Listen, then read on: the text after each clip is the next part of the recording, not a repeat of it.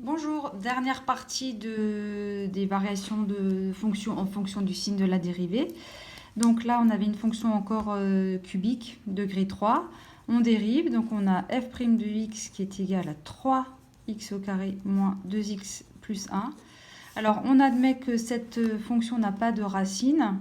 Ça veut dire que la dérivée, elle ne va jamais s'annuler sur l'intervalle moins 1, 3. On l'admet. Donc, vous l'admettez aussi. On ne vous l'a pas prouvé mathématiquement, mais on l'admet. Donc, on a le tableau de variation qui est le suivant. On est entre moins 1 et 3. On a la dérivée et toujours la fonction, les variations de la fonction qui en découlent. Donc, voilà le tableau. La dérivée, elle ne va pas s'annuler, donc elle aura un signe constant. Alors, de quel signe va être la dérivée? On regarde, souvenez-vous, le signe du coefficient du plus haut degré. Ici, le signe est positif, donc la fonction, elle va être partout positive. Ça, c'est un résultat qu'on avait vu sur les fonctions trinômes qui n'ont pas de racine. C'est du signe de A, toujours. Donc la fonction, elle est toujours croissante. On calcule l'image de moins 1, on calcule l'image de 3 à la calculette, et on a donc fini de répondre à la question. Alors, autre fonction, on a une fonction ici qui est une fonction rationnelle, le quotient de deux fonctions affines, qui est définie entre moins 1 et 4. Alors, bien sûr, le dénominateur ne va pas s'annuler. Il s'annule quand x fait moins 2, mais moins 2, il est hors de cet intervalle, donc il n'y a pas de souci. Vous vous souvenez la formule de dérivée, u sur v, la dérivée, c'est u' fois v, moins u fois v' sur v au carré. Alors, on va dériver. U', c'est 2, fois v, c'est x plus 2, je mets bien les parenthèses, moins u, donc je mets mes parenthèses, 2x moins 5, fois la dérivée du dénominateur, fois v', qui est ici 1, le tout divisé par v au carré. Alors, on ne développe jamais le dénominateur, comme ça on ne perdra pas de vue que justement il est positif puisque c'est un carré. Donc là, on va toujours garder le dénominateur sous forme factorisée.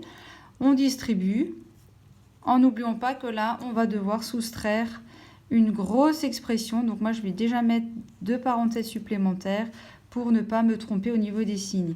Donc, je distribue 2x plus 4, voilà, moins, alors 2x fois 1, c'est 2x, et attention, moins et moins, ça fait plus, ne pas se tromper, plus 5. Les 2x se simplifient, on obtient 9 sur x plus 2 au carré. C'était l'expression aussi qu'on nous avait donnée dans l'exercice. Le but de l'exercice étant non pas de vérifier les formules de dérivée, mais surtout de voir que l'élève sait bien étudier le signe de la dérivée. Donc on a x, on a f', on en déduit f. Nous sommes sur l'intervalle moins 1, 4. Et maintenant, on va s'intéresser au signe d'une fonction qui est exprimée sous la forme d'un quotient.